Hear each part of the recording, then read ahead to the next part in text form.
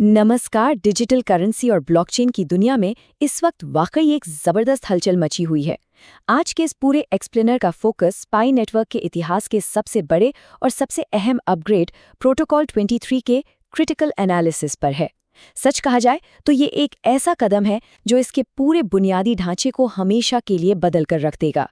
ये सिर्फ एक मामूली सा तकनीकी अपडेट नहीं है, बल्कि एक पूरी तरह से नए युग की शुरुआत है। ओके, तो चलिए सीधे इस मुद्दे में डाइव इन करते हैं। सबसे बड़ा सवाल यही है कि क्या नेटवर्क अपने इतिहास के सबसे बड़े बदलाव के लिए पूरी तरह तैयार है? ये कोई साधारण प्रश्न नहीं है, बल्कि एक बहुत बड़ी तकनीकी क्रांति की आहट है। इतने बड़े पैमाने पर ट्रांजिशन शायद ही पहले कभी देखा गया हो, और पूरी दुनिया की नजरें इस बात पर टिकी हैं कि इस विशाल बदलाव को आखिर कैसे संभाला जाएगा। समय रेखा पर अगर नजर डालें तो 9 मई के मौजूदा बाजार तैयारियों से लेकर 15 मई 2026 तक का ये सफर बेहद अर्जेंट और अहम है। ध्यान रहे, 15 मई कोई आम तारीख नहीं है। ये वो डेडलाइन है जब प्रोटोकॉल 23 को पूरी तरह से एक्टिवेट होना ही है। समय बहुत तेजी से बीत रहा है और टिक टिक करती घड़ी बार बार याद दिला रही है कि तैयारियां अब बिल्कुल अंतिम चरण में हैं। पूरे इकोसिस्टम में एक भारी तत्परता साफ महसूस की जा सकती है। अब ये अपग्रेड कोई सुझाव नहीं है, बल्कि एक सख्त तकनीकी आवश्यकता है।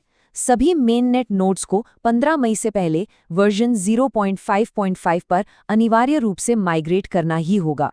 नोड ऑपरेटर्स के लिए ये प्रक्रिया कुछ स्पष्ट चरणों में बटी है। सबसे पहले अपग्रेड शुरू करने से पहले मौजूदा नोड डेटा का पूरी तरह से बैकअप लेना बहुत जरूरी है। उसके बाद आधिकारिक पोर्टल से सुरक्षित रूप से 0.5.5 इंस्टॉलर डाउनलोड करके उसे रन करना होगा। इंस्टॉलेशन के बाद नेटवर्क के साथ सिंक स्टेटस को वेरीफाई करना बिल्कुल मत भूलिएगा। और हाँ, एक ज़रूरी टिप, अगर इस माइग्रेशन के दौरान पोर्ट फॉरवर्डिंग से जुड़ी कोई आम एरर सामने आती है तो बिना घबराए राउटर सेटिंग्स में जाकर पोर्ट 30140 से लेकर 301409 तक की कॉन्फ़िगरेशन को दोबारा चेक करना एक बहुत ही कारगर उपाय है। इस अनिवार्य कदम के बिना कोई भी नोड नेटवर्क के साथ कंप्लायंट नहीं रह पाएगा। तो अब ये सवाल उठता है कि ये प्रोटोकॉल 23 आखिर है क्या? आसान शब्दों में समझें तो ये वो ऐतिहासिक अपग्रेड है जो आधिकारिक तौर पर पाई के लेयर 1 ब्लॉकचेन पर स्मार्ट कॉन्ट्रैक्ट्स को पूरी तरह से सक्रिय कर देगा। ब्लॉकचेन के बुनियादी ढांचे में ये एक फंडामेंटल बदलाव है जो नेटवर्क को सिर्फ एक साधारण लेनदेन वाले लेजर से कहीं आगे ले जाकर एक पूरी तरह से प्रोग्रामेबल इकोसिस्टम बना देगा। और ये बहुत ही शानदार तरीके से दर्शाता है कि तकनीकी स्तर पर अब क्या-क्या मुमकिन होने वाला है।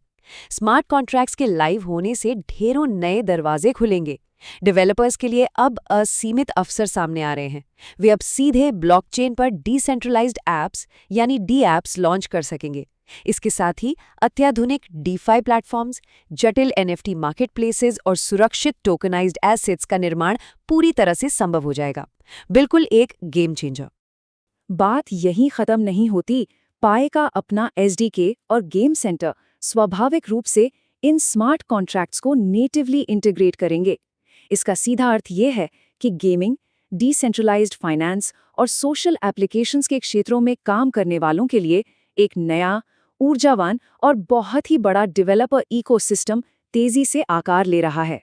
ये इंटीग्रेशन तकनीक को इतना सुलभ बना देगा कि जटिल से जटिल आइडियाज भी आसानी से हकीकत में बदले जा सकेंगे।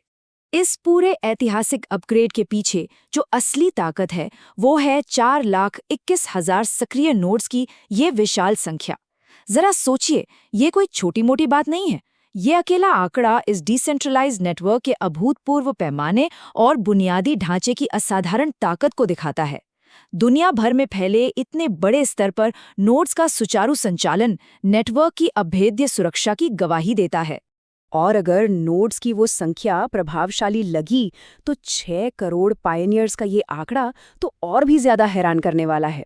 ये एक बहुत ही विशाल, पहले से मौजूद दर्शक वर्ग है जो नए नेटवर्क पर डेवलपर्स द्वारा बनाए गए एप्लीकेशंस का उपयोग करने के लिए बिल्कुल तैयार बैठा है। किसी भी नए तकनीकी प्लेटफॉर्म के लिए शुरुआत के दिन ही इतना बड़ा यूजर बेस उपलब्ध होना एक अत्यंत दुर्लभ बात है। अतीत में अगर देखा जाए तो पीआई टोकन की उपयोगिता मुख्य रूप से सिर्फ एक साधारण डिजिटल करेंसी तक ही सीमित थी, लेकिन भविष्य की तस्वीर बिल्कुल अलग है। ये अपग्रेड इसे एक पूरी तरह से प्रोग्रामेबल एसेट में बदल रहा है। इसका सीधा और सकारात्मक प्रभाव ये होगा कि टोकन की उपयोगिता में एक जबरदस्त छलांग देखने को मिलेगी। इसका उपयोग अब नेटवर्क के भीतर स्मार्ट रिवॉर्ड्स, जटिल पेमेंट्स और डिसेंट्रलाइज्ड ओनरशिप के लिए किया जा सकेगा।